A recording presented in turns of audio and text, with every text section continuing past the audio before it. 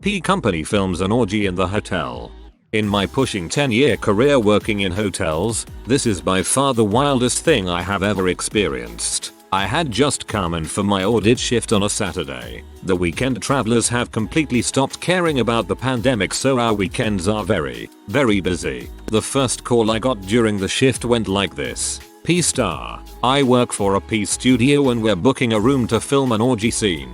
We need the 2 largest rooms you have, as far away from other people as possible. Me, I don't think we've got anything left that can accommodate that. I've only got 1 room left and it's a double queen room with a connecting door. PS. That works. We'll take it. This was not the response I was hoping for. Our walls are very thin, so I know this will bother other guests. There's no way they won't be loud as heck having a goddamn orgy. We've also got a strict no party policy, which I think this comes pretty dang close to qualifying as. Not only that, but it's a massive health risk during a pandemic for God knows how many people to do something like that in a single room. I was hoping if I kept giving reasons as to why our hotel was a bad fit for them, they'd decide on their own to go somewhere else. I didn't want to come out and just tell them no, because in my experience, people will just ignore a no and do whatever they want anyway. So I continued coming up with excuses. Me. How many people will you have with you?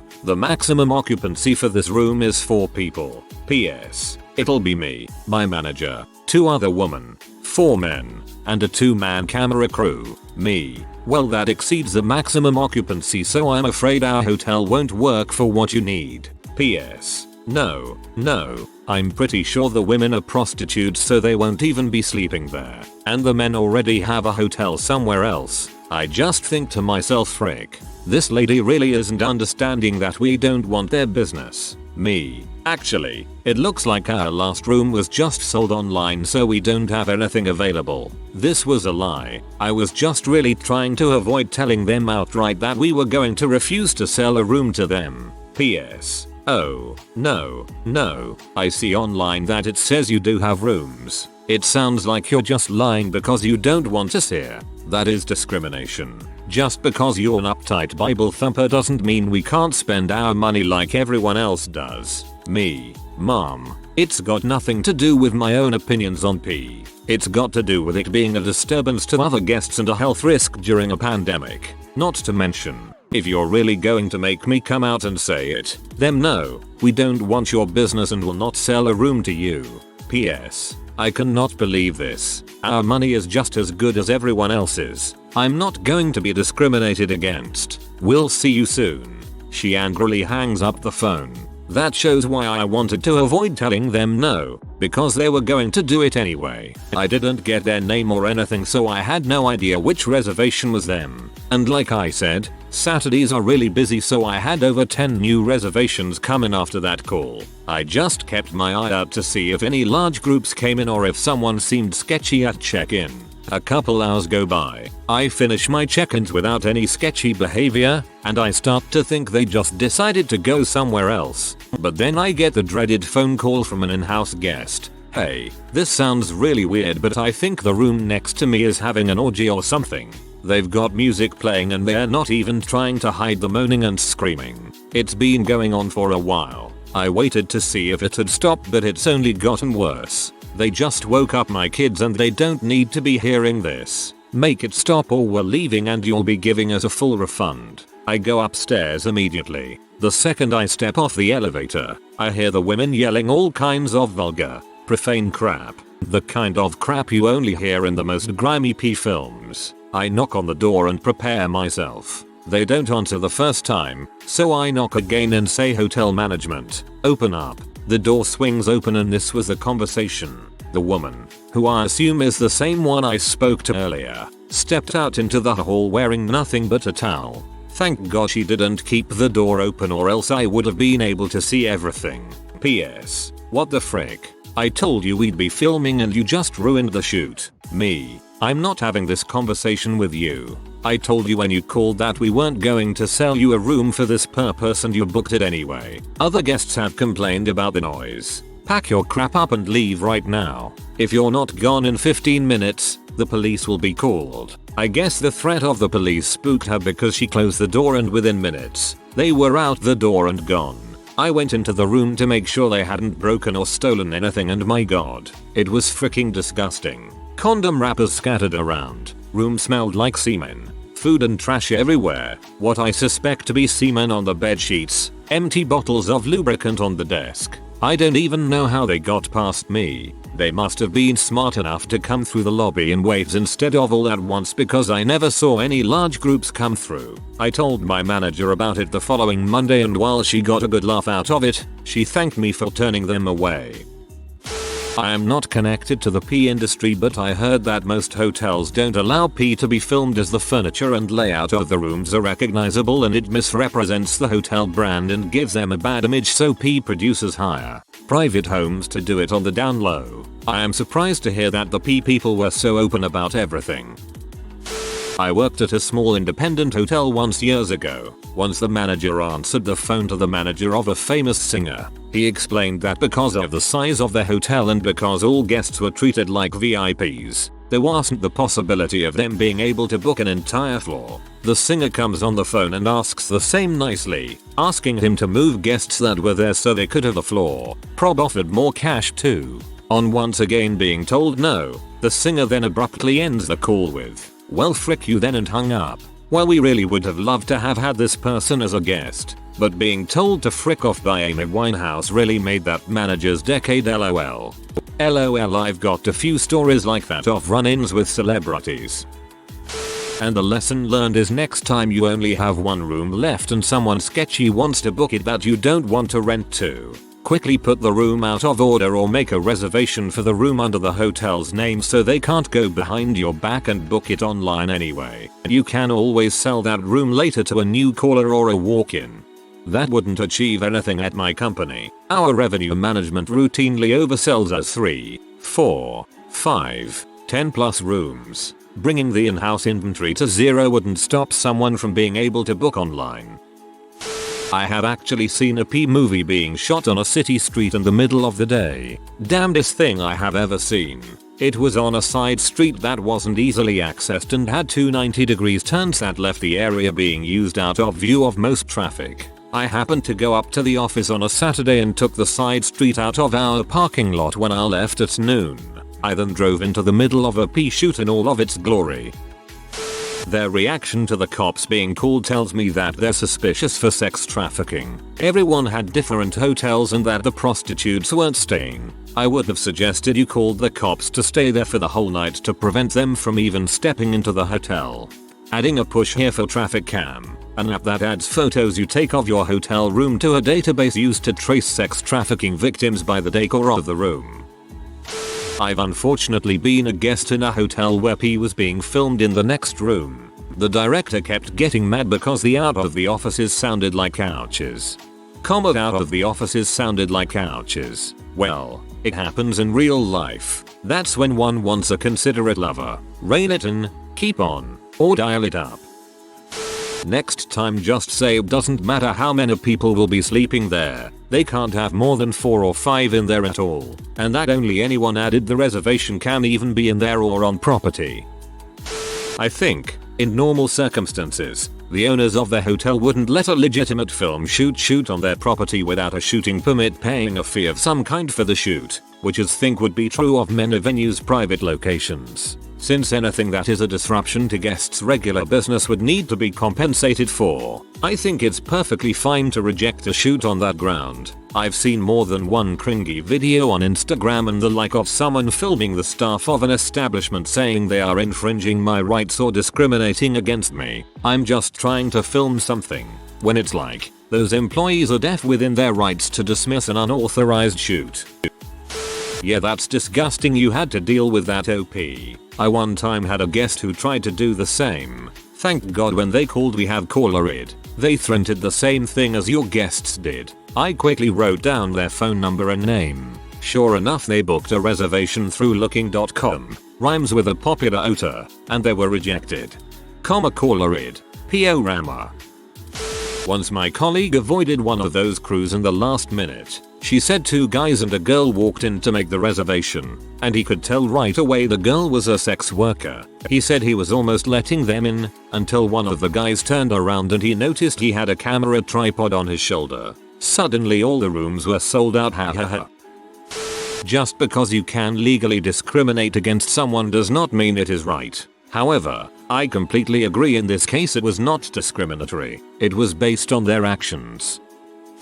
Bro, a friend from work that left last year to work at a property closer to where she lives. She drives 45 minutes 1 hour each way to get to where we worked. Had this crap happen to her on her first day as the manager on duty. Basically she started there, trained for 2 weeks, then on her first shift as the lone manager, this very same scenario happened. It wasn't an orgy, but the actor and actress had a team and secretly filmed their scenes at the suite that they were all in. Once they got found out and didn't want to leave, my friend threatened them of having cops involved, and that's the reason they hauled butt. She said when she checked the room, it smelled like a mix of bleach and strawberry perfume. They had to air out and put the room out of order as well as have the carpet professionally cleaned. They billed the guest's card on file for damages because they left and opened bottles of strawberry scented lube and must have knocked them and seeped through the carpet as they rushed to for the property. Trust towards police in my country plummeted so much last year that law-abiding citizen is just as likely to run when police is mentioned as criminal, if not more. Even if I know I'm not breaking any laws, I get nervous when cops are involved, because you never know when they're gonna try to pull some BS on you.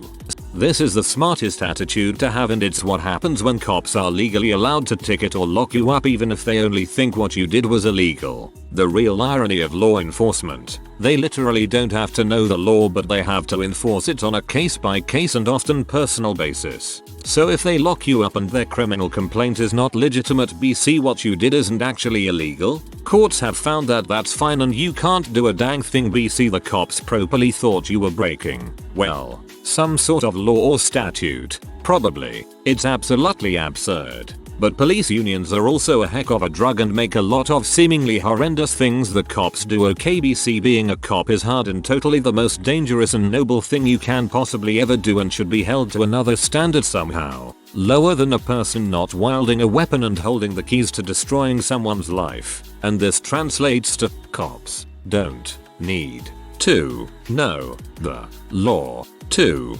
enforce it. That's an actual thing. And what that actually means in practice? No legal repercussions. Nothing for the private citizen who was arrested without cause because of a cop's ignorance. Civilians, however, are expected to know every statute, every little thing about the location we happen to be in at all times, BC, as citizens of this country. It's what we just have to know even if we're visiting and not from the area. Law enforcement doesn't have to know them, but ordinary people just freaking have to. There are millions of codes and ordinances that are specific to the federal government and individual states. Yeah, but think of how much we are just expected to know, BC, that applies to each individual city, township, etc that exists in this entire nation. And, of course, if we break them, it's the les job, you know, to enforce the law and arrest and fine us. It bothers the heck out of me to think how many years of life and of millions of dollars in court costs and tickets these idiots have cost people by just being too lazy or incompetent and or corrupt and feigning ignorance to punish people who don't and shouldn't have to know better. But frick yeah, America, am I right? Just in case. Thing is, you absolutely have the right to discriminate, so long as it's not based on race, sexual orientation, etc. It's called we reserve the right to refuse anyone. I'm guessing they got in because your hotel has some kind of self-check-in. That's kind of what I told her. I left out a lot from our conversation and paraphrased to keep it brief. In my state, the hotelier holds all the power when evicting a guest for any reason at all. She tested me and found out, LOL. Couple things. First, yes, it's discrimination, but not against a protected class, so it's perfectly okay. You can discriminate against sex workers just like you can discriminate against pet owners, druggies, drunks, crazy people, or people without shirts. Second, I call bulls on them saying you ruined the shoot. What? No one's ever heard of editing. Third, hope you kept their money. They came in after you told them not to. They got evicted for bothering other guests. You still had to hazmat clean the room, so you should keep the money. I never give refunds when I have to evict, and my manager backs me up on that. I've once replied to a CL ad from a production company looking for a particular brand of a car to apparently film P in. Being a grad student at the time, it was a cool little infusion of cash, good enough to buy the new exhaust it needed. I probably would do it again had a chance presented itself. It was something so out there that the ridiculousness itself made it cool. We were jokingly telling friends about the new business we got in and endless jokes were made about it. My hockey coach growing up had one of the very first Hummers available on the market. This wasn't the auto branded ones, it was the ones decommissioned by the army. Thing was massive. Anyway, he was contacted by a P magazine, maybe Hustler, to use the car for a shoot. He loaned it out for the shoot and was excited like a school kid when it came out. While I agree that they picked the wrong time to shoot that, would it have changed your behavior if they had decided to shoot during the week? It's still during a pandemic. Feelings on P aside. Totes in favor BTW. That's hella dangerous. Not only could they be spreading it amongst themselves but to their families, anyone they run into, and those families, and just, no. Day of the week means bupkis. They're using the room for commercial activity. Aren't the rooms only rented for private individuals? Can I rent a room and open up my accounting practice out of it? Many people who travel to hotels do so for work, and work while in hotels. Companies rent rooms by the dozens. Conferences are held in hotels. I don't know of any restrictions against it, though I suppose it depends on where you are. Empty bottles of lubricant. What the heck kind of P were they filming where they emptied multiple bottles of lube? They probably weren't full to begin with. Or it could have been body oil. I really wasn't take that much of a deep dive into the room, lol. I have a good friend in Rio, Ipanema. Specifically, last year her husband got a job in Chicago and they hired someone to manage their app on Airbnb. Next thing I know, she sends me a link to a gay threesome video on Pornhub, filmed on her sofa. That's disgusting. I would be so pissed off if someone did that in my house.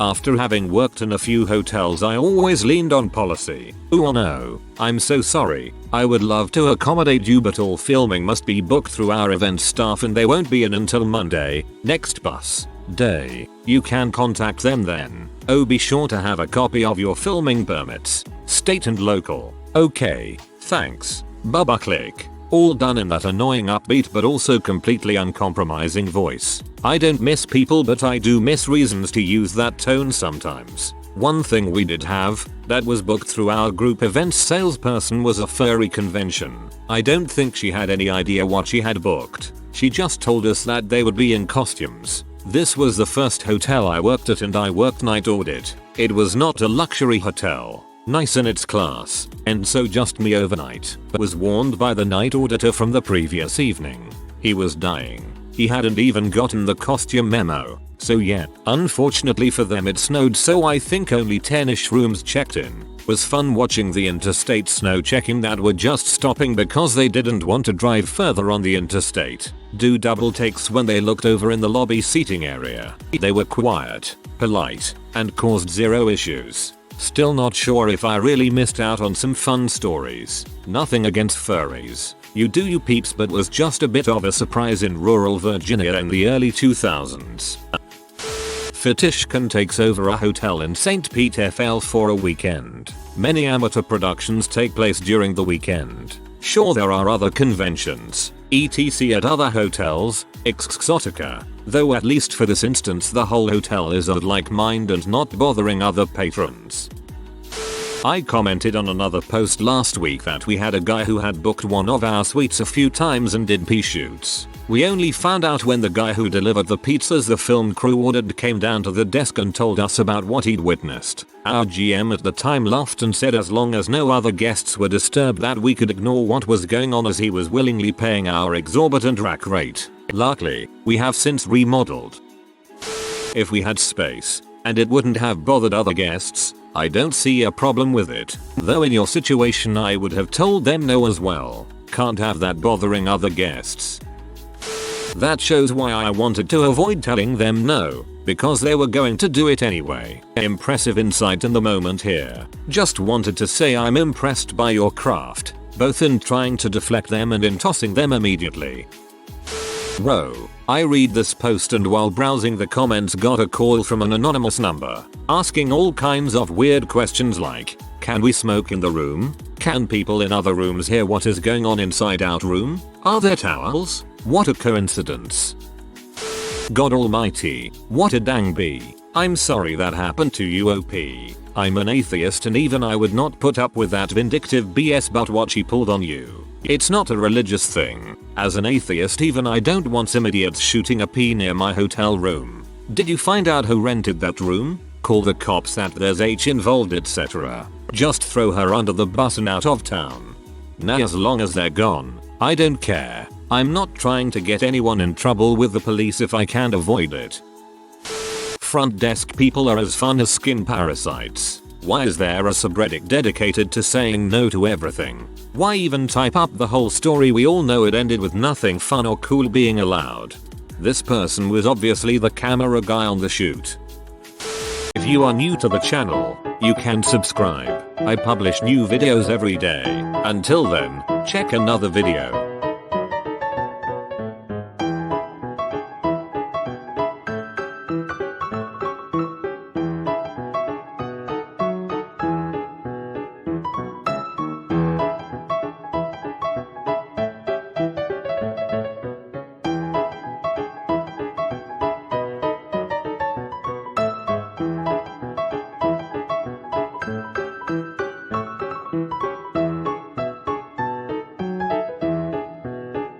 Bye for now.